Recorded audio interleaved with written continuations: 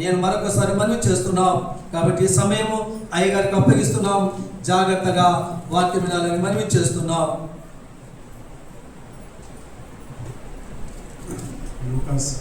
లూకాసు వార్త 19వ అధ్యాయం 30-31 వచనాలు చదువుకున్నాం. లూకాసు వార్త 19వ అధ్యాయం 30-31 వచనాలు చదువుకుందాం.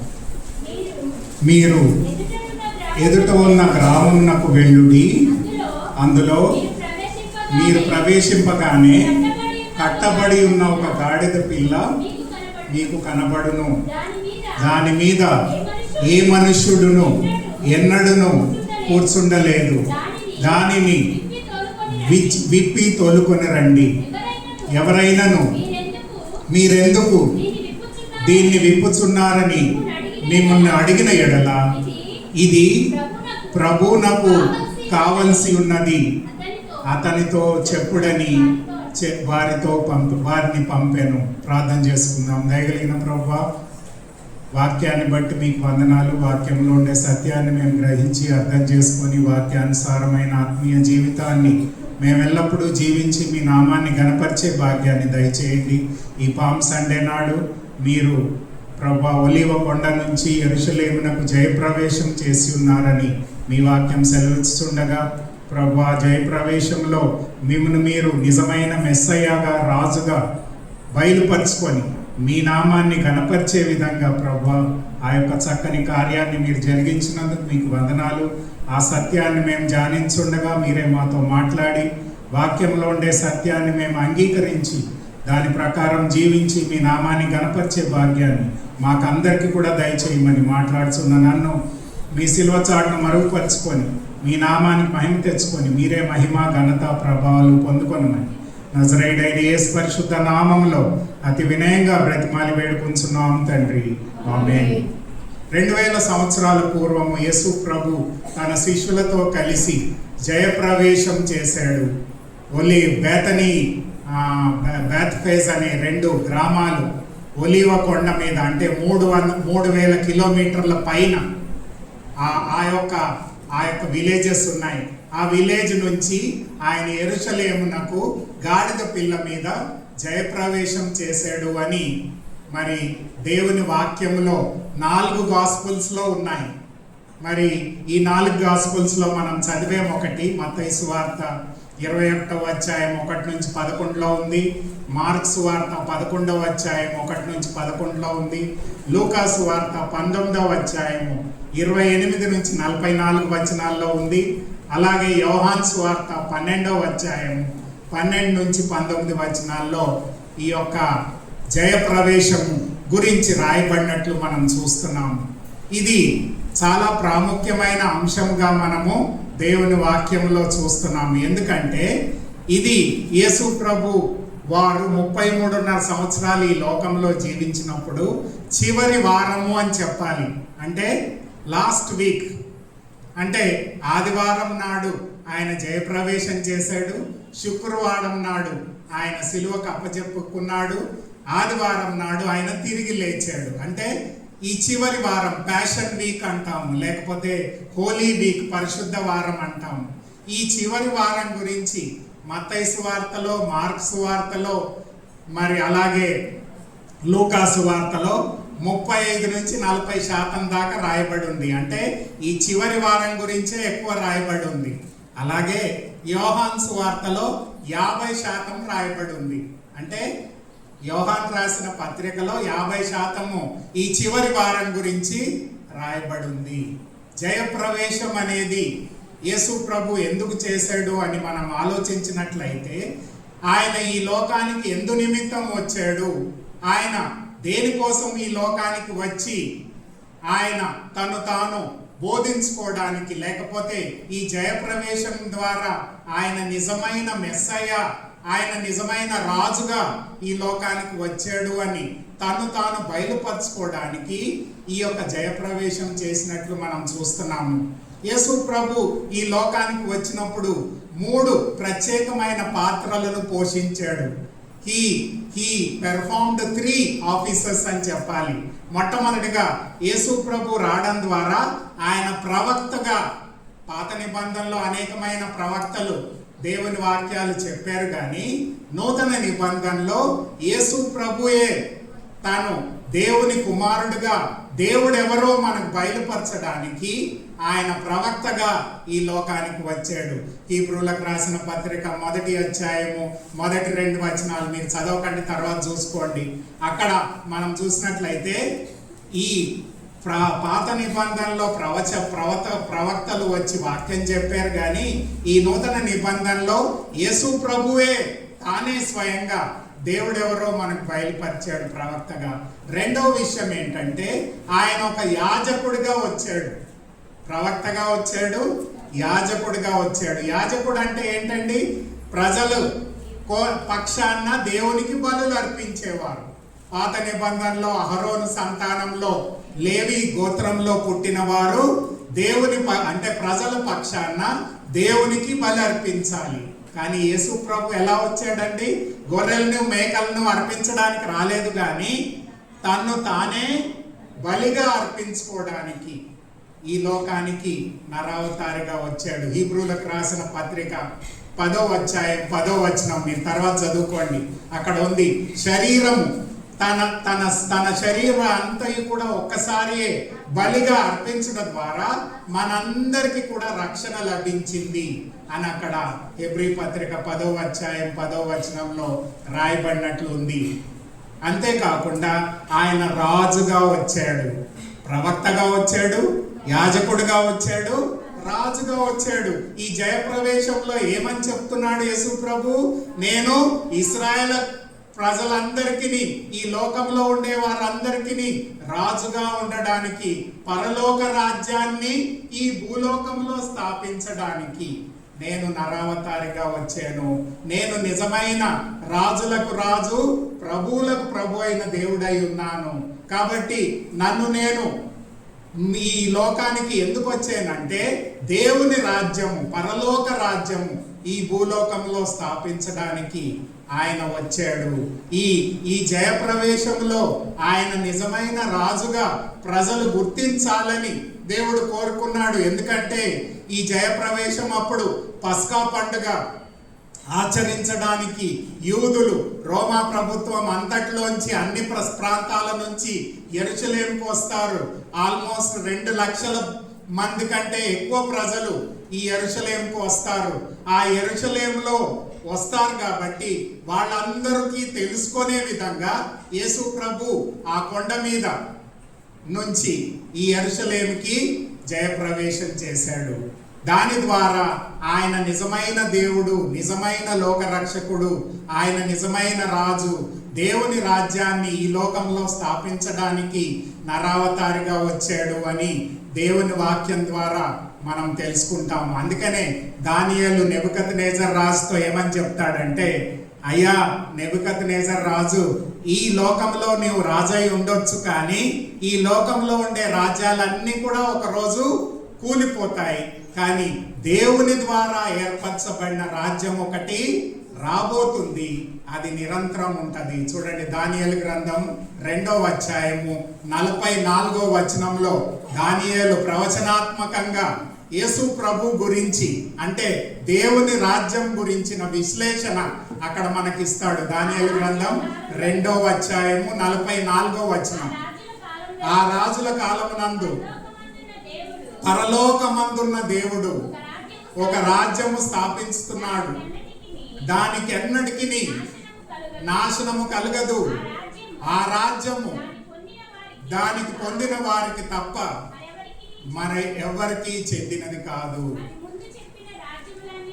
అది ముందు చెప్పిన రాజ్యములన్నిటినీ పగలగొట్టి నిర్మూలము చేయును, గాని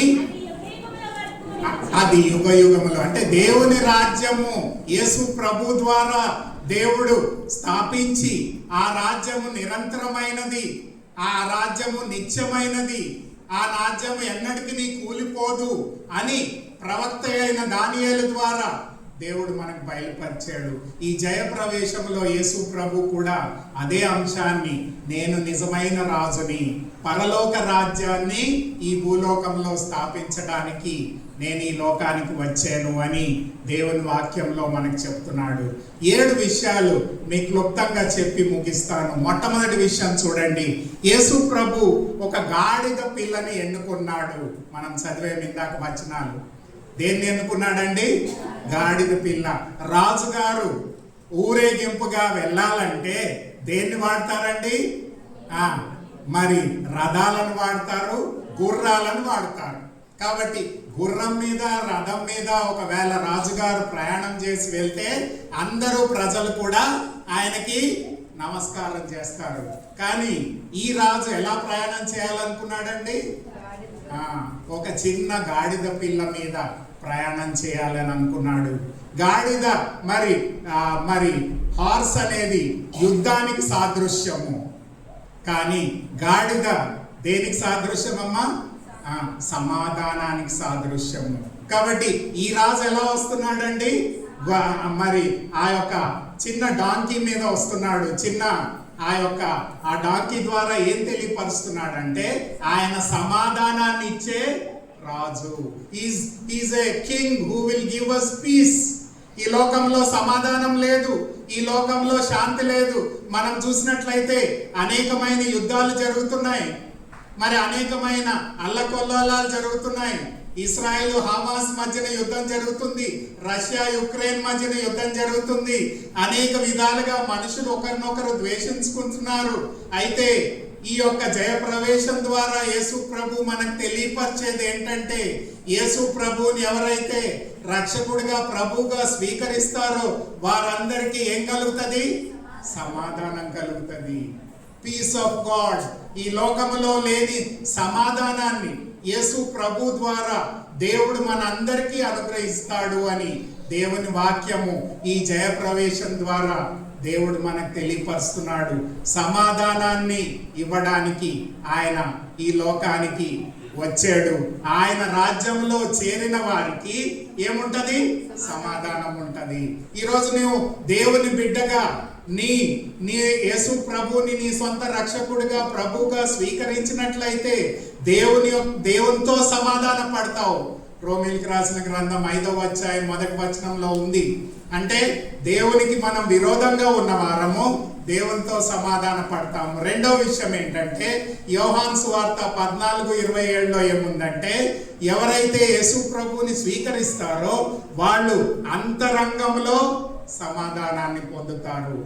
అంటే మన బాహ్య జీవితంలో, మన అంతరంగ జీవితంలో, మన హృదయంలో, మన మనసులో, మన అంతరంగ జీవితంలో దేవుని సమాధానాన్ని మనం పొందుకుంటాము.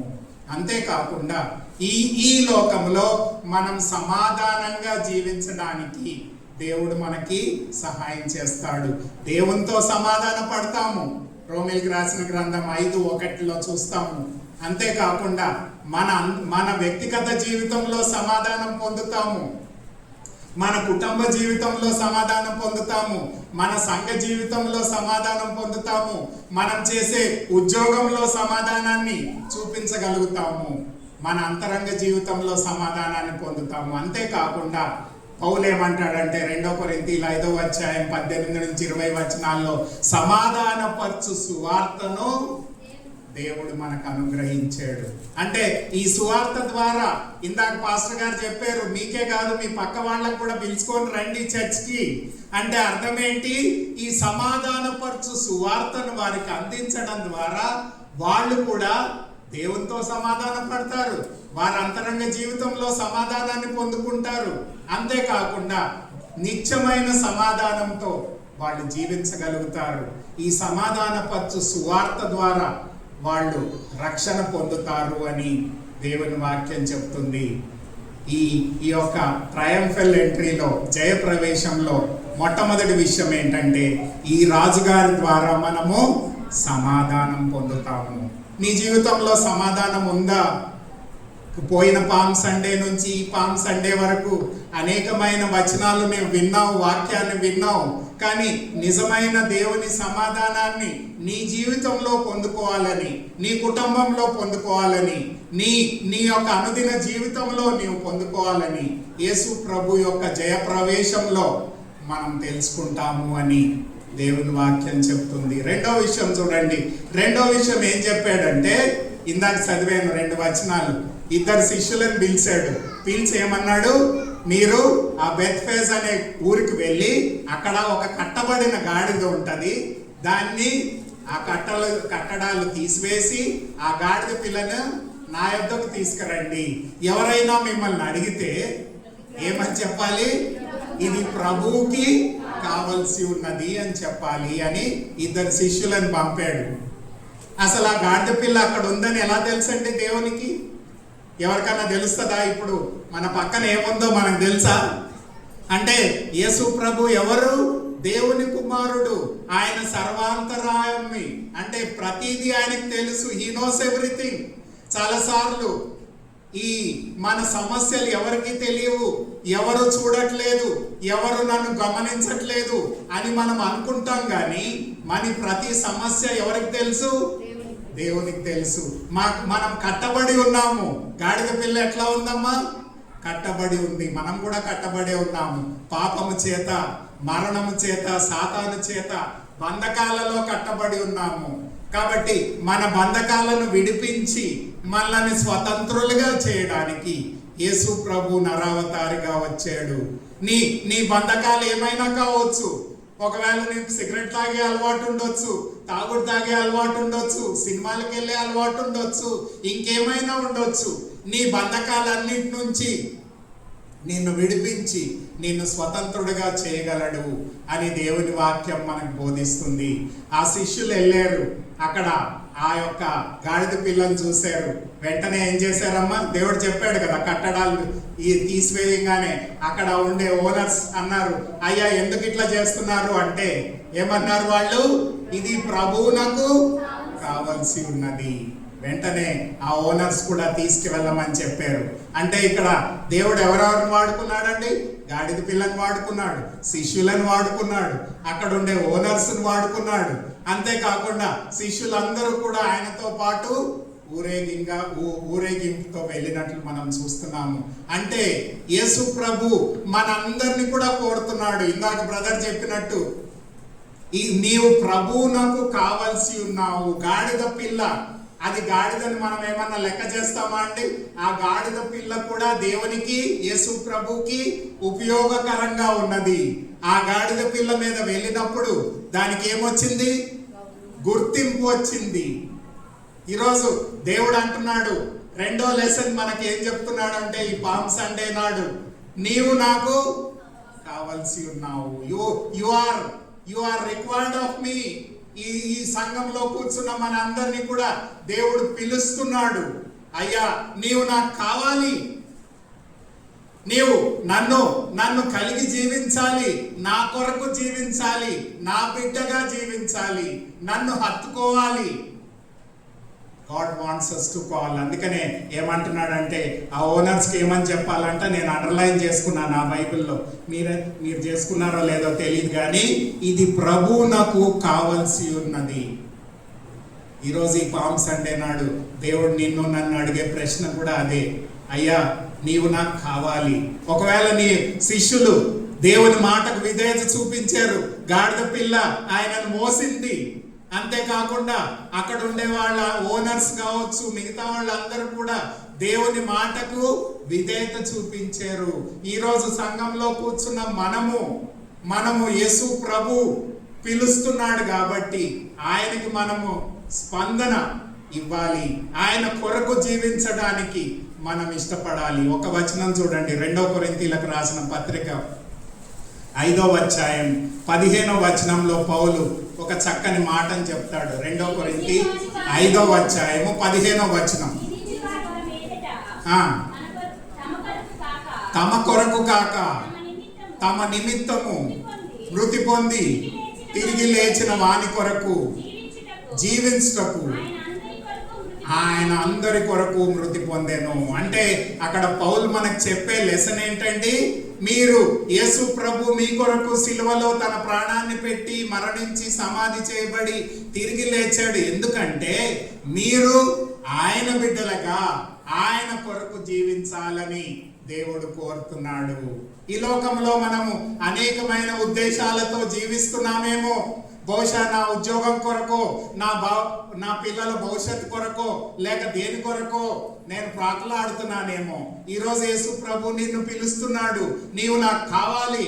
ఎందుకు? నీవు నా కొరకు జీవించాలి. You must live for me. Are you living for Jesus Christ? Yesu ప్రభు పౌలు అంటాడు ఫిలిప్పీలకు రాసిన పత్రిక 1వ అధ్యాయం 21వ వచనంలో ఏమంటాడంటే, నేను నా మట్టుకు నేనైతే బ్రతుకుట క్రీస్తే, సావైతే లాభము. చూడండి, నేను బ్రతికితే యేసు ప్రభు కోసం బ్రతుకుతాను. ఈరోజు నువ్వు ఎవరి కోసం బ్రతుకుతున్నావు?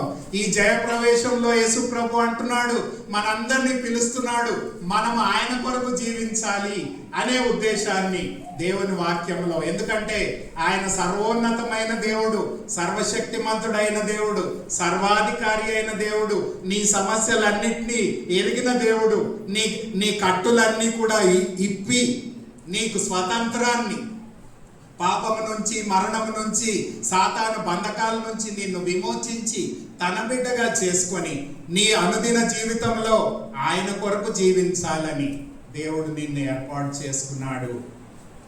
నా ప్రభువునకు కావలసి ఉన్నది. ఈరోజు నీవు ప్రభువుని వెంబడించడానికి, ఆయన కొరకు జీవించడానికి నీవు ఇష్టపడుతున్నావా అనేది ప్రశ్నించుకోవాలి. 3వ విషయం, జెకర్యా 9:9 ఇందాక చదివాము. దేవుడు జయప్రవేశం ఎందుకు చేశాడు ఆ చిన్న గాడిద పిల్ల మీద అంటే అర్థం ఏంటమ్మా? దేవుడు ప్రవచనాత్మకంగా జెకర్యా 9:9లో చెప్పిన ప్రవచనాన్ని నెరవేర్చాడు. He fulfilled the prophecy. యేసు ప్రభు మొట్టమొదటి రాకడలో 300 ప్రవచనాలు నెరవేర్చబడ్డాయి. ఆ ప్రవచనాల్లో ఇదొక ప్రవచనం. ఏంటిదది? నీ రాజు దేని మీద వస్తాడు? చిన్న గాడిద పిల్ల మీద వస్తాడు. కాబట్టి దీన స్థితిలో వస్తాడు, కానీ ఆయన నీకు సంతోషాన్ని, సమాధానాన్ని ఇవ్వగలిగిన దేవుడు. నీ కట్టడలను విప్పి నిన్ను స్వతంత్రుడుగా చేయగలిగిన దేవుడు. నీకు ఆనందదాయకమైన జీవితాన్ని ఇవ్వగలిగిన దేవుడు. ప్రవచనాలను నెరవేర్చబడ్డాయి. అంతేకాకుండా ఎల్లప్పుడూ కూడా యేసు ప్రభు 33.5 సంవత్సరాలు కూడా ఎల్లప్పుడూ కూడా తండ్రి చిత్తాన్ని సంపూర్ణంగా నెరవేర్చాడు. యోహాను సువార్త 6వ అధ్యాయము 38వ వచనాన్ని మీరు ఎప్పుడు కూడా గుర్తించాలి, గుర్తుపెట్టుకోవాలి, ధ్యానించాలి. అది తప్పకుండా గుర్తుపెట్టుకోవాలి. ఏమని ఉంది అక్కడ? నా ఇష్టము నెరవేర్చుకుంటకు నేను రాలేదు గాని నన్ను పంపిన వాని చిత్తమును నెరవేర్చుటకై పరలోకము నుంచి నేను దిగి వచ్చి తిని. యేసు ప్రభు కూడా తన సొంత చిత్తం ఉంది కదండి. నేను అనుకున్నది చేయాలి అని అనుకోవచ్చు కదా. కానీ యేసు ప్రభు ఏం చెప్తున్నాడు? నేను పరలోకం నుంచి భూలోకానికి ఎందుకు వచ్చానంటే నేను అన్ని పరిస్థితుల్లో, అన్ని విషయాల్లో తండ్రి చిత్తాన్ని నెరవేర్చడానికి. ఈరోజు నీవు ఎవరి చిత్తాన్ని నెరవేరుస్తున్నావు? అయ్యా, నాకు ఇష్టం ఉన్నట్టు నేను బతుకుతాను, నీవు నాకు చెప్పేది అవసరం లేదు అని ఒకవేళ అనుకున్నట్లయితే యేసు ప్రభు ఈరోజు మనతో మాట్లాడుతున్నాడు. ఈ జయప్రవేశంలో తను సంపూర్ణంగా దేవుని చిత్తానికి సమర్పించుకొని దేవుని చిత్తాన్ని సంపూర్ణంగా నెరవేర్చి దేవుడు తనకు అప్పచెప్పిన పనిని సంపూర్ణంగా స్థిరపరిచాడు. ఒకవేళ ఆయన సిలువకి వెళ్ళకపోతే ఈరోజు మనకు రక్షణ ఉండేది కాదు. ఒకవేళ ఆయన నీ కొరకు శ్రమను పొందకపోయినుంటే, ఆయన 3 గంటల సేపు ఆ యొక్క హెల్ ఫైర్ని అనుభవించకపోతే మనం రక్షింపబడే వారం కాదు. మన కోసము ఆయన శిక్షను అనుభవించాడు. ఆయన ద్వారా మనకి సంతోషాన్ని, సమాధానాన్ని దేవుడు అనుగ్రహించాడు. తండ్రి చిత్తాన్ని సంపూర్ణంగా నెరవేర్చాడు. ఈరోజు మన జీవితంలో దేవుని చిత్తాన్ని నెరవేర్చే వారంగా ఉండాలి అని దేవుని వాక్యం చెప్తుంది. 1 యోహాను పత్రిక 2వ అధ్యాయము 17వ వచనంలో యోహాను మనకి స్పష్టంగా తెలియపరిచేది ఏంటంటే, లోకమును దాని ఆశలు గతించిపోవును గాని తండ్రి చిత్తాన్ని, దేవుని చిత్తాన్ని జరిగించువాడు నిరంతరము నిలుచును. దేవుని రాజ్యంలో మనం నిలిచి ఉంటాము. ఈ లోకము అల్లకల్లోలం అయిపోయినా సరే, ఎన్ని ఇబ్బందులు ఎదుర్కొన్నా సరే, దేవుని రాజ్యంలో చేరిన దేవుని బిడ్డలు ఏమవుతారు? నిరంతరము నిలుస్తారు. ఎందుకు? వాళ్ళు అనుదినము అన్ని విషయాల్లో దేవుని చిత్తాన్ని జరిగిస్తారు. ఈ జయ ప్రవేశంలో ఎవరి చిత్తాన్ని దేవుడు జరిగించాడండి? యేసు ప్రభు తండ్రి చిత్తాన్ని జరిగించాడు. ఈరోజు మన జీవితంలో దేవుని చిత్తాన్ని ఎరిగిన వారమై, వాక్యానుసారమైన విధేయతతో కూడిన జీవితాన్ని మనం జీవించాలని దేవుని వాక్యం మనకు బోధిస్తుంది. అలాంటి జీవితము మనలో ఉందా లేదా ప్రశ్నించుకొని అలాంటి జీవితాన్ని కోరుకునే వారంగా ఉండాలి అని దేవుని వాక్యం చెప్తుంది. 4వ విషయం చూడండి, 35, 36 వచనాల్లో మనం చూస్తాము. లూకాసు వార్త 19వ అధ్యాయము 36, 37 వచనాల్లో మనం చూస్తాం. ఏమంటాము? ఆయన వెళ్ళుచుండగా తమ బట్టలు దారి పొడుగున పరిచిరి, ఒలీవ కొండ నుంచి దిగు చోటికి ఆయన సమీపించుచుండగా శిష్యుల సమూహం అంతయు సంతోషించుచు, అది ఈ 35, 36 అమ్మ చాలు. 35, 36లో ఏముందంటే, యేసునొద్దకు దాన్ని తోల్చుకొని వచ్చి ఆ గాడిద పిల్ల మీద తమ బట్టలు వేసి యేసుని దాని మీద ఎక్కించి ఆయన వెళ్ళుచుండగా తమ బట్టలు దారి పొడుగున పరిచిరి. ఏమేశారమ్మా? గాడిద పిల్ల వచ్చినప్పుడు దాని మీద బట్టలు వేసారంట. మళ్ళీ ఆయన వెళ్ళుచుండగా దారి పొడుగున ఏమేశారంట? యోహాను సువార్త 12, 13లో ఏముందంటే, ఇగో ఈ పామ్స్ కూడా తీసివేశారు. లేకపోతే చెట్లను ఇరగొట్టి ఆ చెట్లు కొమ్మలు కూడా రెడ్ కార్పెట్ వెల్కమ్ అంటాం కదా. జనరలీ పెద్ద ఆఫీసర్లు వచ్చినప్పుడు, లేకపోతే ప్రధానమంత్రి వచ్చినప్పుడు ఏమవుతుంది? Red carpet welcome. అంటే యేసు ప్రభువుని ఊరేగింపుతో తీసుకువెళ్ళారు. లేకపోతే వాళ్ళ బట్టలు గాడిద మీద పరిచారు, దారి పొడుగునా పరిచారు. అంటే ఆయనని మెస్సయ్యగా, రాజుగా అంగీకరించారు. ఈరోజు నీ యేసు ప్రభు కేవలం రక్షణ ఇవ్వడానికి రాలేదు, ఆయన నీ జీవితాన్ని పరిపాలించడానికి వచ్చాడు. He wants to be king of your life. ఆయన చాలాసార్లు మనం కోరుతాము, పాస్టర్ గారు నా గురించి ప్రార్థన చేయండి, నాకు జ్వరం వచ్చింది, లేకపోతే నా పిల్లల పరిస్థితి బాగాలేదు. మళ్ళీ ప్రార్థన చేయగానే బాగైపోయాక మళ్ళీ చర్చిని మర్చిపోతాము. ఈరోజు దేవుని వాక్యం చెప్తుంది, ఆయన రక్షకుడిగా రావడమే కాకుండా ఎలా వచ్చాడమ్మా? రాజుగా వచ్చాడు. He wants to be head of your life. ఆయన నీ శిరస్సుగా ఉండాలని ఆయన నిన్ను రక్షించుకున్నాడు.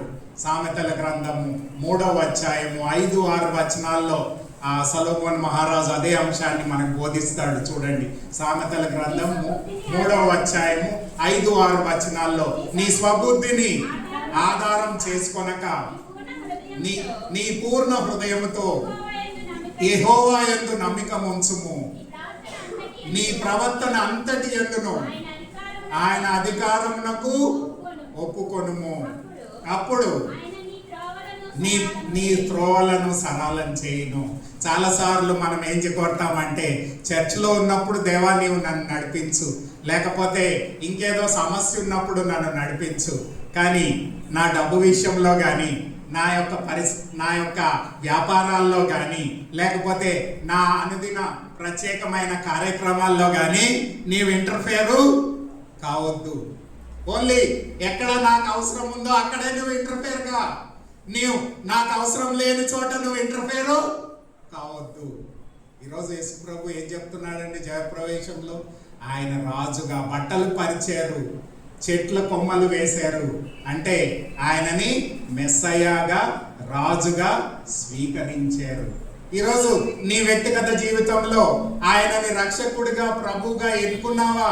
నీ సమస్త విషయాల్లో, నీ అనుదిన కార్యక్రమాల్లో కావచ్చు, నీ డబ్బు విషయంలో కావచ్చు, నీ వ్యాపార విషయంలో కావచ్చు, నీదేదైనా కావచ్చు, నీ ప్రతి కోణాలో ఆయన నీ జీవితానికి రాజుగా ఉండాలని కోరుతున్నాడు. మరి అలాంటి జయప్రవేశంలో మనము ఆయనని రాజుగా స్వీకరించాలని దేవుని వాక్యం మనకు బోధిస్తుంది.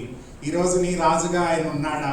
లేదా ఏదో పామ్ సండే నాడో, గుడ్ ఫ్రైడే నాడో, ఈస్టర్ నాడో దేవుడు నన్ను నడిపించు, మిగతా రోజులు అక్కర్లేదు, నా పనులు నేను చేసుకుంటాను, నా కార్యక్రమాలు నేను చేసుకుంటాను, నాకు నచ్చిన జీవితాన్ని నేను జీవిస్తాను అని నీవు అనుకున్నట్లయితే ఈ యొక్క మెసేజ్ నీకు ఆశీర్వాదాన్ని తీసుకురాలేదు. ప్రియమైన దేవుని బిడ్డలారా, మన అనుదినంలో ప్రతి విషయంలో ఆయన నాయకుడిగా ప్రభువుగా ఉన్నట్లయితే ఆయన ద్వారా మన మార్గాలన్నీ కూడా సరళమవుతాయి, మన సమస్యలన్నీ కూడా దూరం అవుతాయి. ఆయనని రాజుగా స్వీకరించే మనస్సును మనం కలిగి ఉండాలి. అప్పుడే ఆయన ఆశీర్వాదము మన జీవితంలో, మన కుటుంబ జీవితంలో, మన సంఘ జీవితంలో ప్రవేశిస్తుంది అని దేవుని వాక్యంలో మనం చూస్తున్నాము. 37, 38 వచనాలు చూడండి. ఒలీవ కొండ నుంచి దిగు చోటికి ఆయన సమీపించుచున్నప్పుడు శిష్యుల సమూహం అంతయు సంతోషించుచు ప్రభు పేరట వచ్చు రాజు స్తుతింపబడును గాక, పరలోకమందు సమాధానమును, సర్వోన్నతమైన స్థలములలో మహిమయు ఉండును గాక అని తాము చూచిన అద్భుతములన్నిటినీ గూర్చి మహాశబ్దముతో దేవునికి స్తోత్రము చేయసాగిరి. మహాశబ్దముతో అండర్లైన్ చేసుకున్నాను. చూడండి, ఈ పామ్ సండే నాడు దేవుడు కోరేది ఏంటంటే ఆయన లోక రక్షకుడిగా రాజుగా వచ్చాడు, మన బంధకాలన్నింటినీ తీసివేశాడు, మనల్ని స్వతంత్రులుగా చేశాడు, మనకు ఆయన రక్షణనిచ్చాడు, నీతినిచ్చాడు, పరిశుద్ధతనిచ్చాడు, విమోచన ఇచ్చాడు. ఎందుకు అంటే మనం ఆయనని అనుదినము స్తుతించి ఆరాధించి గణపరిచే వారంగా ఉండాలి. ఈ ఊరేగింపులో శిష్యులు ఉన్నారు. మరి ఆయన ఆ వారకు ముందే ఏం చేశాడమ్మా? లాజరు, చనిపోయిన లాజరు, 4 రోజులు మృతి చెందిన లాజర్ని ఏం చేశాడు? తిరిగి లేపాడు. మాట ద్వారా ఆయన తిరిగి జీవాన్ని పొందుకున్నాడు. కాబట్టి అక్కడ ఉండే వారందరూ ఆయన అద్భుతాలను చూసి ఆయన శిష్యులతో పాటు ఊరేగింపుగా యేసు ప్రభుతో వెళ్ళి దావీదు కుమారుడికి మహిమ కలుగును గాక, హోసన్నా అని పాటలు పాడారు. ఇది ఎక్కడి నుండి తీసుకున్నారండి? కీర్తనలు 118, 26వ వచనం చూడండి. 118వ కీర్తన 26వ వచనంలో ఇదే పాటను, యెహోవా పేరుట వచ్చువాడు ఆశీర్వాదమొందును గాక, యెహోవా మందిరములో నుంచి మిమ్మల్ని దీవించున్నాము. చూడండి, పాటలు పాడి దేవుణ్ణి స్తుతించారు. ఈరోజు మన జీవితంలో ఆశీర్వాదం కావాలని మనం కోరుకున్నట్లయితే ఆ రోజు ఆ పామ్ సండే నాడు 2000 ఏళ్ల క్రితము దేవుణ్ణి వాళ్ళందరూ కూడా ఊరేగింపులో స్తుతించారు, ఆరాధించారు, గణపరిచారు. ఈరోజు మనం స్తుతిస్తున్నామా? వాళ్ళ గొంతులెత్తి పాటలు పాడారు, దేవుని నామానికి హోసన్నా అని దేవుణ్ణి స్తుతించారు. ఈరోజు మనము అలాంటి స్వరముతో దేవుణ్ణి స్తుతించే వారంగా ఉంటున్నామా? మన పాటల ద్వారా దేవునికి మహిమ కలుగుతుందా? మన స్తుతి ద్వారా దేవునికి మహిమ కలుగుతుందా? మన ఆరాధన ద్వారా దేవునికి మహిమ కలుగుతుందా అనేది మనం ప్రశ్నించుకోవాలి. కేవలం ఆదివారం నాడే కాదు కానీ అనుదినము నీ జీవితంలో దేవుణ్ణి స్తుతించేవాడవుగా ఉండాలని దేవుని వాక్యం చెప్తుంది. 145వ కీర్తన మొదటి 2 వచనాల్లో దావీదు తన సొంత ఎగ్జాంపుల్ ని చెప్తాడు. చూడండి ఒకసారి. నిన్ను గణపరచెదను, నీ నామమును నిత్యము సన్నుతించెదను, అనుదినము నిన్ను నేను స్తుతించెదను, నిత్యము నీ నామమును స్తుతించెదను. ఎవరు అంటున్నారండి ఈ పాట? ఎవరు చెప్తున్నారండి? దావీదు చెప్తున్నాడు. అయ్యా దేవా, నేను లేవంగానే నిన్ను స్తుతిస్తాను, నిన్ను ఆరాధిస్తాను, ప్రతిరోజు నిన్ను స్తుతించి ఆరాధిస్తాను, జీవితకాలం అంతయు కూడా నిన్ను స్తుతించి ఆరాధిస్తాను. ప్రియమైన దేవుని బిడ్డలారా, ఈరోజు మన స్తుతులు దేవుడు అంగీకరించడానికి సిద్ధంగా ఉన్నాడు. ఎందుకంటే ఆయన మానవుడు కాదు, దేవుని కుమారుడు, దేవుడు. కాబట్టి దేవుణ్ణి మనం స్తుతించే వారంగా ఉండాలి, ఆరాధించే వారంగా ఉండాలి. ఎలాగా స్తుతించాలి? మరి సమరయ స్త్రీతో యేసు ప్రభు చెప్పాడు కదా, ఎలా స్తుతించాలంటమ్మా? ఎలాగా ఆరాధించాలి? ఆత్మతో సత్యముతో ఆరాధించాలి. యోహాను సువార్త 4వ అధ్యాయం 23-24 వచనాల్లో ఆ సమరయ స్త్రీకి చెప్తాడు, అయ్యా నీవు ఆత్మతో సత్యముతో నన్ను ఆరాధించాలి. ఇందాక మనం చేసాం కదా, బట్టలన్నీ కూడా వాళ్ళు వేసారు. అంటే దే సరెండర్డ్, వారి జీవితాన్ని సంపూర్ణంగా దేవునికి సమర్పించుకున్నారు. మరి రోమీయులకు రాసిన గ్రంథం 12వ అధ్యాయం మొదటి 2 వచనాల్లో పౌలు ఏం చెప్తాడు? నీ శరీరాన్ని, నీ మనసును, నీ ఆత్మను దేవుని చిత్తానికి సమర్పించుకున్నప్పుడు దేవుణ్ణి ఆరాధించగలుగుతాము. అంటే దేవుణ్ణి నీవు అంగీకరించకుండా, దేవునికి నీవు సమర్పించుకోకుండా నీవు ఆరాధించినట్లయితే ఆరాధన దేవునికి మహిమ కలగదు. ఎప్పుడైతే నీ జీవితాన్ని ఆయనకి సంపూర్ణంగా సమర్పించుకొని దేవుని ఆత్మతో సత్యముతో ఆయన్ని ఆరాధిస్తావో అప్పుడు దేవుడు ఆయన నీ ఆరాధనని అంగీకరించి నిన్ను ఆశీర్వదిస్తాడు అని దేవుని వాక్యం చెబుతుంది. ఈరోజు మనం ఆరాధిస్తున్నామా? ఆయనను స్తుతిస్తున్నామా? అన్ని విషయాల్లో, కేవలం ఆదివారం నాడే కాదు కానీ అన్ని దినాల్లో, అన్ని విషయాల్లో దేవునికి మహిమ తెచ్చే వారంగా దావీదు వలె, దేవా నేను ప్రతిరోజు నేను స్తుతించి ఆరాధిస్తాను, అన్ని వేళలా నేను స్తుతించి ఆరాధిస్తాను. చూడండి, ఆయనకి రాజుగా ఉన్నప్పుడు స్తుతించాడు. మరి ఆయన రాజుగా లేకుండా ఒక చిన్న గుహలో దాక్కొని అబీమెలెకు ఆయనకు సొంత కుమారుడు ఆయనను చంపడానికి సిద్ధపడినప్పుడు ఒక చిన్న గుహలో దాటుకొని కూడా ఆయన స్తుతించి ఆరాధించాడు. ఈరోజు మన పరిస్థితులు బాగున్నప్పుడే కాదు కానీ అన్ని పరిస్థితుల్లో దేవుణ్ణి మనం స్తుతించి ఆరాధించే వ్యక్తులుగా ఉండాలి. అలాంటి జీవితాన్ని దేవుడు మన జీవితంలో కోరుతున్నాడు అని దేవుని వాక్యం మనకు బోధిస్తుంది. అయితే 39-40 వచనాలు చూడండి. అక్కడ కొంతమంది శాస్త్రులు అంటే మత నాయకులు ఉన్నారు. వాళ్ళు ఏం చెప్తున్నారో చూడండి. ఆ సమూహంలో ఉన్న కొందరు పరిసయ్యులు, బోధకుడా నీ శిష్యులు గద్దింపమని ఆయనతో చెప్పగా ఆయన వారిని చూసి, వీరు ఊరుకొండిన ఎడల ఈ రాళ్ళు కేకలు వేయనని నీతో చెప్పుచున్నాను. చూడండి, అక్కడ ఉండే కొంతమంది మత నాయకులు, వాళ్ళకి ఇష్టం లేదు దేవుణ్ణి స్తుతించడం, వాళ్ళకి ఇష్టం లేదు దేవుణ్ణి ఆరాధించడం. ఏదో గుంపులో వాళ్ళు కూడా వెళ్తున్నారు, అయ్యో వీళ్ళు ఇంత బలంగా దేవుణ్ణి స్తుతిస్తున్నారు, ఆరాధిస్తున్నారు, ఇది ఎలాగా, దీన్ని ఎలా కరకట్టాలి అని ఆ మత నాయకులు ఏం చెప్తున్నారంటే, యేసు ప్రభువా దీన్ని ఆపివేసేయి అని చెప్తున్నారు. యేసు ప్రభు అంటున్నాడు, ఒకవేళ వీళ్ళు ఆపితే ఎవరు దేవునికి కేకలేస్తారంట? కీర్తన 19వ అధ్యాయం 1వ వచనంలో మనం చూసినట్లయితే, నీవు నేను దేవుణ్ణి స్తుతించకపోయినా సరే దేవుడు తన సృష్టి అంతయు కూడా దేవుణ్ణి స్తుతిస్తుంది అని. ఆకాశములో దేవుని మహిమను వివరించుచున్నవి, అంతరిక్షము ఆయన చేతి పనిని ప్రచురము చేయుచున్నది. అంటే ఈ సృష్టిలో ఉండే సమస్తము కూడా దేవుణ్ణి స్తుతించి ఆరాధిస్తున్నాయి. కానీ కేవలం మానవుడు ఒక్కడే ఆయన్ని స్తుతించలేకపోతున్నాడు. దేవుడు సర్వాంతర్యామి, సమస్తాన్ని సృష్టించిన దేవుడు, సర్వానికి అధికారి అయిన దేవుడు, సర్వాన్ని పరిపాలిస్తున్న దేవుడు. ఆ దేవునికి మనం ఏం చేయాలి? మనని మనం సమర్పించుకొని స్తుతించి ఆరాధించాలి. కానీ ఈ నాయకులు, మత నాయకులు ఏమంటున్నారు? అయ్యా దీన్ని ఆపివేసాయి అని చెప్తున్నారు. చాలాసార్లు మనం కూడా ఇదే ఎదుర్కొంటాం కదా.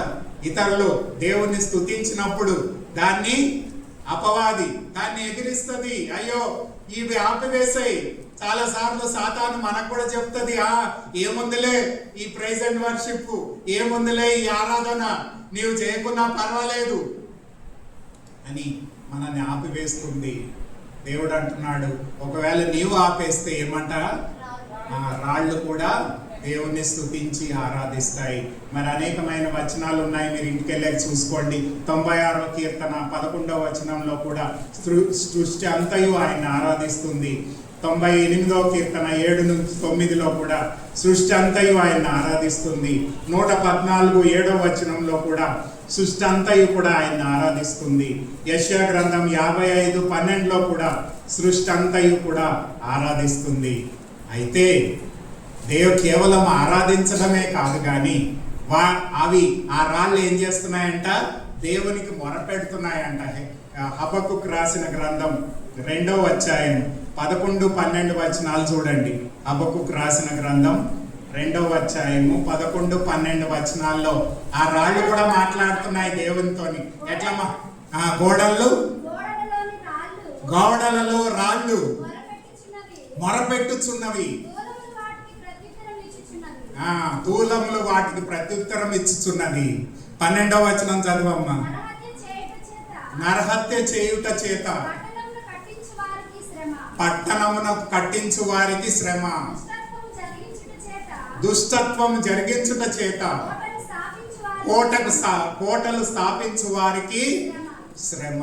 అంటే రాళ్ళు దేవునికి మొరపెడుతున్నాయంట, దేవా ఇదిగోండి వీళ్ళు అన్యాయంగా నరహత్య చేసి, అన్యాయంగా దోపిడీ చేసి ఈ బిల్డింగ్ ని కట్టించారు. కాబట్టి ఈ బిల్డింగ్ లో ఉన్న రాళ్ళు ఏం చేస్తున్నాయంట, దేవునికి మొరపెడుతున్నాయంట, అయ్యా వీళ్ళకి న్యాయం తీర్చు. కాబట్టి సృష్టి అంతా కూడా దేవుణ్ణి స్తుతిస్తుంది, ఆరాధిస్తుంది.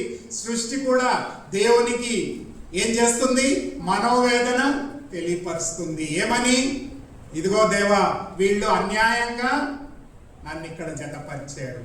ఈరోజు యేసు ప్రభు చెప్తున్నాడు, ఒకవేళ మీరు మాట్లాడకపోతే ఏం మాట్లాడతాయంట, రాళ్ళు మాట్లాడతాయి. అంటే ఈ సృష్టి అంతా కూడా దేవుణ్ణి స్తుతించి ఆరాధిస్తుంది.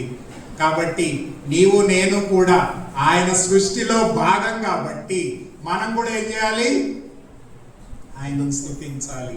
ఈ పామ్ సండే నాడే కాదు కానీ అనుదినము నీ జీవితంలో దేవుణ్ణి స్తుతించి ఆరాధించే వ్యక్తిగా ఉన్నప్పుడే దేవుని యొక్క ఆశీర్వాదాలు, దేవుని కార్యాలు దేవుడు జరిగిస్తాడు అని దేవుని వాక్యం. ఒక పోస్ట్ మ్యాన్ ఎగ్జాంపుల్ మీకు చెప్పాను అనుకుంటున్నాను, నాకు గుర్తులేదు.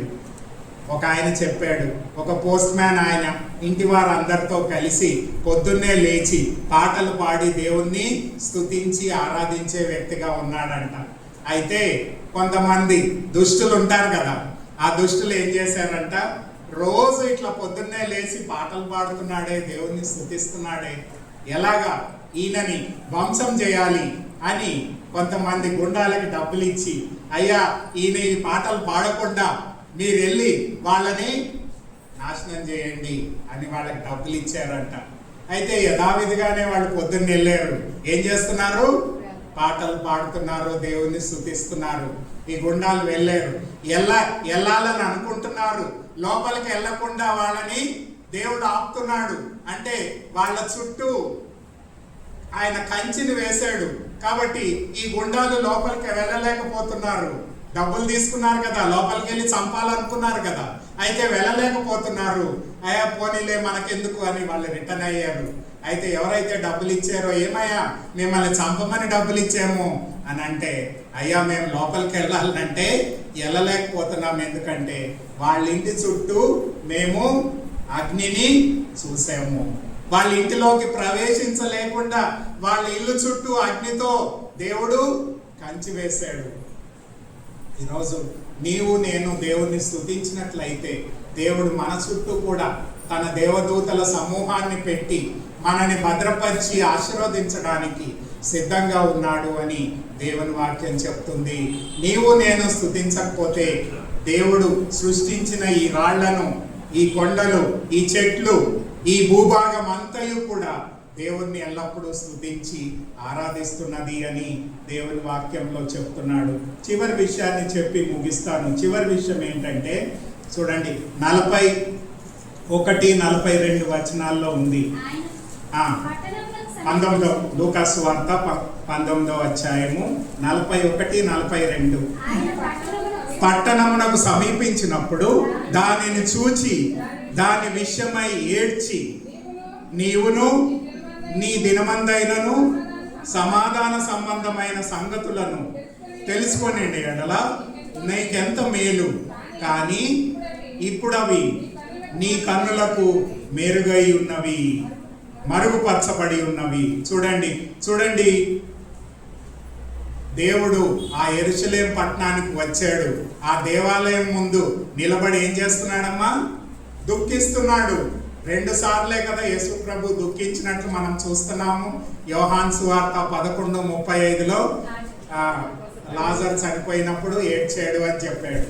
కానీ అది దుఃఖించడం మామూలే, ఎందుకంటే ఎలాగో యేసు ప్రభు లాజర్ని తిరిగి బతికించాడు. కానీ ఇక్కడ దేని గురించి దుఃఖిస్తున్నాడమ్మా? యెరూషలేం గురించి. అంటే యెరూషలేం గురించి ఎందుకు దుఃఖిస్తున్నాడంటే వాళ్ళు ఆయనని రాజుగా స్వీకరించలేదు. They have not received him as king. ఏదో ఆ గుంపులో ఉన్న కొంతమంది శిష్యులు తప్ప మిగతా వారందరూ కూడా ఆయనను ఏం చేశారమ్మా? వ్యతిరేకించారు, సిలువకి అప్పగించారు. మరి అంతేకాకుండా దేవుడి కుమారుణ్ణి వారు విసర్జించారు. అందుకనే దేవుడు వాళ్ళందరి గురించి ఏం చేశాడు? దుఃఖించాడు. ఈరోజు ఈ పామ్ సండే నాడు ఇక్కడ కూర్చున్న మనం కూడా ఒకవేళ యేసు ప్రభు మనని బట్టి కూడా దుఃఖపడుతున్నాడేమో.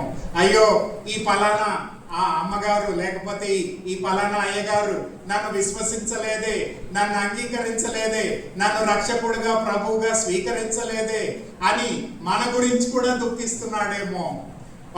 ఆయనకి స్పందించిన వారిని బట్టి ఆయన సంతోషిస్తాడు, ఆయనను వ్యతిరేకించిన వారిని బట్టి ఆయన దుఃఖిస్తున్నాడు. అంటే వాళ్ళు ఆత్మీయంగా దేవుణ్ణి రాజుగా రక్షకుడిగా స్వీకరించలేదు. ఆ ఇశ్రాయేలు ప్రజలు యేసు ప్రభుని ధిక్కరించారు. అందుకనే దేవుడు వాళ్ళని బట్టి దుఃఖిస్తున్నాడు. దుఃఖించినప్పుడు ఏమైంది చూడండి, 43-44 దుఃఖించి వదిలేయలేదు. 43-44 వచనాల్లో ప్రభువు నిన్ను దర్శించిన కాలము నీవు ఎరగకుంటివి గనుక నీ శత్రువులు నీ చుట్టూ గట్టు కట్టి ముట్టడి వేసి అన్ని ప్రక్కల నిన్ను అరికట్టి నీలోనున్న నీ పిల్లలతో కూడా నిన్ను నేలగల్పి నీలో రాతి మీద రాయి నిలిచి ఉండని అని దినములు వచ్చునని చెప్పాను. ఏం చెప్పాడండి 2 వచనాల్లో? యేసు ప్రభు యెరూషలేం దగ్గరికి వచ్చి ఆ దేవాలయం దగ్గర ఏడ్చాడు. అంటే ఆత్మల భారం కలిగి ఉన్నాడు. అయ్యో వీళ్ళు నన్ను అంగీకరించలేదే అని దుఃఖపడ్డాడు. అయితే ఏం జరిగింది? వాళ్ళకి దేవుడు రాబోయే కాలంలో పనిష్మెంట్ ఇచ్చాడు, జడ్జ్మెంట్, తీర్పును అందించాడు. ఏంటంట తీర్పు? చూడండి, 5 విషయాలు చెప్పాడు. ఏం చేస్తారంట? నీ శత్రువులు నిన్ను చుట్టముట్టి ముట్టడి వేసి అన్ని పక్షములలో నిన్ను అరికట్టి నీలో ఉన్న పిల్లల్నితో కూడా నిన్ను నేల కలిపి నీలో ఉండే రాతి మీద రాయి నిలిచి ఉండని నీయమని దినములు వచ్చుచున్నవని చెప్పాను. Judgement of God. ఎవరైతే యేసు ప్రభుని రక్షకుడిగా ప్రభుగా స్వీకరించరో వాళ్ళందరూ కూడా ఏమవుతారండి? దేవుని శిక్షకి పాత్రులవుతారు అని దేవుని వాక్యం చెప్తుంది. ఈ పామ్ సండే నాడు ఒకవేళ యేసు ప్రభుని నీ రక్షకుడిగా ప్రభుగా స్వీకరించకపోతే, ఆయనని నీవు అంగీకరించకపోతే, ఆయన రాజ్యంలో నీవు చేరకపోతే, ఆయనని రాజుగా నీవు స్వీకరించకపోతే ఏమవుతుందంట? రాబోయే కాలంలో తీర్పు. అందుకనే యేసు ప్రభు ఈ మాటలు చెప్పిన 40 సంవత్సరాలకు ఏమైందంటే రోమా అధికారులు వచ్చి యెరూషలేం పట్టణము దాని ఆలయము సంపూర్ణంగా ధ్వంసం చేశారు. ఎందుకని 70 ADలో అది జరిగింది. ఎందుకని యేసు ప్రభుని వారు అంగీకరించలేదు కాబట్టి. ఈరోజు మనకు కూడా అదే దేవుడిచ్చే జడ్జిమెంట్ రాబోతుంది. ఎందుకంటే ఎవరైతే ఆయనను అంగీకరిస్తారో వాళ్ళు పరలోక రాజ్యంలో చేర్చబడతారు. ఎవరైతే ఆయన్ని విసర్జిస్తారో ఏమవుతుంది? చూడండి, ప్రకటన గ్రంథం 20వ అధ్యాయం 15వ వచనంలో చెప్తాడు కదా. ప్రకటన గ్రంథం 20వ అధ్యాయం 15వ వచనం, అది మనకు కూడా వర్తిస్తుంది. ఎవరి పేరైనను జీవ గ్రంథంలో రాయబడినట్లు కనబడని ఎడల వాడు అగ్నిగుండంలో పడవేయబడును. జడ్జ్మెంట్. ఇందాక యేసు ప్రభు ఆ యెరూషలేమును చూసి జడ్జ్మెంట్ ఇచ్చాడు. 40 సంవత్సరాల తర్వాత దాదాపు వేల మంది, లక్షల మంది యూదులని చంపివేశారు. అంతేకాకుండా వాళ్ళ దేవాలయాన్ని ధ్వంసం చేశారు. ఎందుకంటే ఆ యేసు ప్రభుని వారు తిరస్కరించారు కాబట్టి. ఈరోజు నీవు నేను కూడా ఆ రాజుగా వచ్చిన దేవుణ్ణి, ఆ రాజులకు రాజు ప్రభువులకు ప్రభు అయిన యేసు ప్రభుని మన రక్షకుడిగా ప్రభుగా స్వీకరించకపోతే మనకు కూడా ఏమవుతుందంట? ఎవరి పేరైతే జీవ గ్రంథంలో రాయబడలేదో వారు అగ్నిగుండంలో, జడ్జ్మెంట్ ఆఫ్ గాడ్, దేవుని తీర్పు రాబోతుంది. ప్రేమైన దేవుని బిడ్డలారా, ఈ పామ్ సండే నాడు మనం ఎంతో సంతోషంగా దేవుణ్ణి ఊరేగింపుగా వెళ్ళి ఉండొచ్చు. కానీ దేవుడు కోరేది బాహ్య రూపమైనది కాదు, నోటిది కాదు. దేవుడు మన అంతరంగ జీవితాన్ని కోరుతున్నాడు. మన అంతరంగంలో రక్షణ పొందేమా? దేవుని సమాధానాన్ని పొందుకున్నామా? దేవుని సంతోష సమాధానం మనలో ఉందా? దేవుని బిడ్డలంగా మనం జీవిస్తున్నామా? దేవుని రాజుగా కలిగి ఉండి ప్రతి విషయంలో ఆయన చిత్తానుసారంగా మన జీవితాన్ని నడిపించుకుంటున్నామా? మన జీవితాన్ని ఆయనకు సంపూర్ణంగా సమర్పించుకున్నామా? ఆయన కొరకు ఈ లోకములో సజీవమైన సాక్షిగా మనం జీవిస్తున్నామా? ఒకవేళ అలా లేకపోతే ఈ పామ్ సండే నాడు నీవెన్ని కార్యక్రమాలు చేసినా అది దేవునికి అంగీకారం కాదు. ఆయన ఎంతో ఉల్లాసంగా ఆ శిష్యులందరూ యేసు ప్రభువుని జయప్రవేశంలో తీసుకొచ్చారు. కానీ యెరూషలేముని చూసి ఆయన ఏడ్చాడు. ఎందుకంటే వాళ్ళ హృదయాలు ఆయన వైపు లేదు. ఆయనను అంగీకరించలేదు. ఆయనని రక్షకుడిగా ప్రభువుగా స్వీకరించలేదు. ఆయన మాటలు గైకొనలేదు. ఆయన నామాన్ని గణపరచలేదు. ఈరోజు మన జీవితంలో కూడా దేవుడు నేర్పించే పాఠం అదే. ఒకవేళ నీవు నేను ఆయనను విసర్జించినట్లయితే ఆయన శిక్షకి పాత్రులము అని దేవుని వాక్యము స్పష్టంగా ఉంది. ఆయన ఎవరిని చూడడు. నీవు నేను ప్రసంగికుడని కాదు, ప్రసంగం చేయనోడని కాదు, చర్చిలో వచ్చేవాడు కాదు, బయట ఉన్నోడు కాదు. ప్రతి ఒక్కరిని కూడా ఆయన ధవల సింహాసనం తీర్పులోనికి ప్రవేశింపబడతాము. ఒకవేళ ఆయన్ని రిజెక్ట్ చేస్తే మనం దేవునికి దూరం అవుతాము, అగ్నిగుండంలో పడవేయబడతాము. ఒకవేళ ఆయన్ని రిసీవ్ చేసుకుంటే, ఆయనను అంగీకరిస్తే, ఆయన బిడ్డలంగా జీవిస్తే, ఆయన నామాన్ని ఎల్లప్పుడూ స్తుతించి ఆరాధిస్తే, ఆయనని రాజుగా మనం స్వీకరించినట్లయితే మన వ్యక్తిగత జీవితంలో, మన కుటుంబ జీవితంలో, మన సంఘ జీవితంలో అప్పుడు దేవుడు ఆశీర్వాదాన్ని మనకు అనుగ్రహిస్తాడు. ఎఫెసీ పత్రిక 4వ అధ్యాయం 16వ వచనాన్ని చెప్పి నేను ముగిస్తాను. ఎఫెసీ పత్రిక 4వ అధ్యాయం 16వ వచనంలో ఆయన శిరస్సై ఉన్నాడు, ఆయన నుండి సర్వ శరీరము చక్కగా అమర్చబడి తనలోనున్న ప్రతి అవయమును తన పరిమాణము చొప్పున పని చేయుచుండగా ప్రతి కీలు వలన బలము చేత అతకబడి ప్రేమయందు తనకి క్షేమాభివృద్ధి కలుగజేయచ్చు, శరీరమునకు అభివృద్ధి కలుగజేయుచున్నది.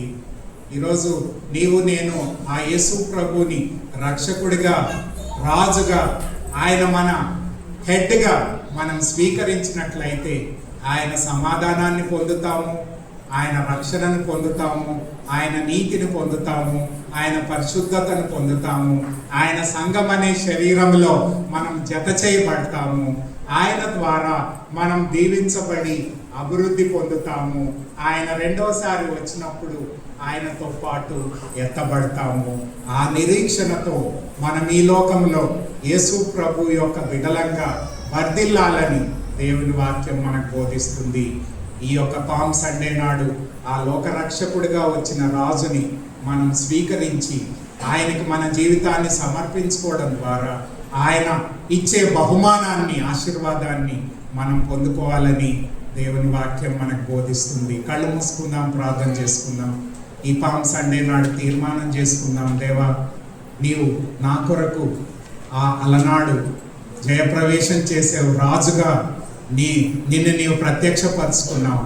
నేను కూడా నా జీవితాన్ని సంపూర్ణంగా నీకు సమర్పించుకొని నీకు లోబడే జీవితాన్ని, నిన్ను మహిమపరిచే జీవితాన్ని నేను ఎల్లప్పుడూ జీవించడానికి నాకు సహాయం చేయమని మన జీవితాన్ని ఈ పామ్ సండే నాడు దేవునికి సమర్పించుకున్నట్లయితే మన ద్వారా దేవుని యొక్క నిత్య సంకల్పాన్ని ఈ లోకంలో దేవుడు నెరవేరుస్తాడని, అంతేకాకుండా మనని, మన కుటుంబాన్ని, మన సంఘాన్ని, మన పరిచర్యని ఆశీర్వదిస్తాడు అని దేవుని వాక్యం మనకు బోధిస్తుంది. కళ్ళు మూసుకుందాం, ప్రార్థన చేసుకుందాం. దయగలిగిన ప్రభువా, ఈ ఉదయకాలం నాడు పామ్ సండే నాడు మీరు 2000 సంవత్సరాల క్రితము ఎలాగైతే జయప్రవేశం చేశారో ఆ సంఘటనను మేము గుర్తించి ఉండగా ప్రభువా, బిడ్డలందరినీ కూడా మీరు దర్శించండి, దీవించండి. ప్రభువా, మీ పరలోక సమాధానాన్ని మాకు దయచేయండి. ప్రభువా, మీ ద్వారా మా కట్టడాలన్నీ కూడా విప్పబడి ప్రభువా, సాతాను బంధకాల నుంచి, పాపపు బంధకాల నుంచి, మరణ బంధకాల నుంచి మమ్మల్ని విడిపించి ప్రభువా, మేము మీ కొరకు జీవించే భాగ్యాన్ని మాకు దయచేయండి. బట్టలు పరిచేరు అని మీ వాక్యం సెలవిస్తుండగా మమ్మల్ని మేము మీకు సమర్పించుకునే జీవితాన్ని మాకు దయచేయండి. పాటలు పాడేరు, మిమ్మల్ని హోసన్నా అని స్తుతించారు ప్రభువా.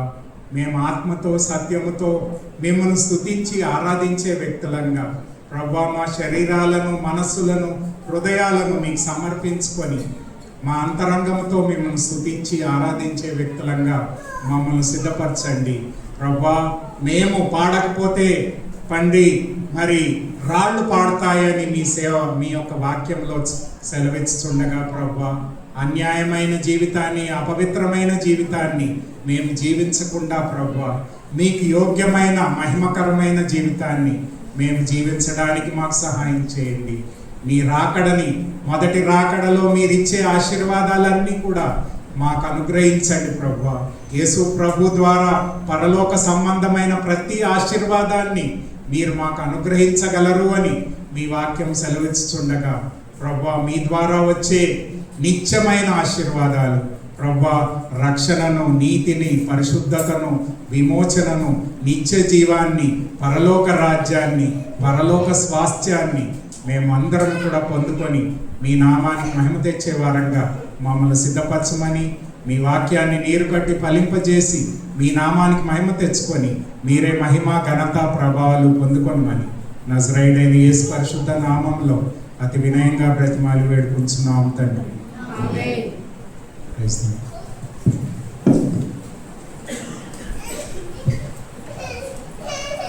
చక్కటి వర్తమానం అందించిన డాక్టర్ రెవరెండ్ నిర్మల్ కుమారయ్య గారికి కాపరిగా మరొకసారి వారికి వందనాలు తెలియజేస్తున్న ఈ సమయమున మనము కానుకలు సమర్పిస్తుండగా డేకర్స్ ముందుకు రండి.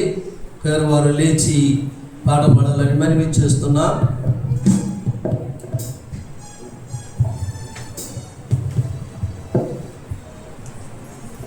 కృతజ్ఞ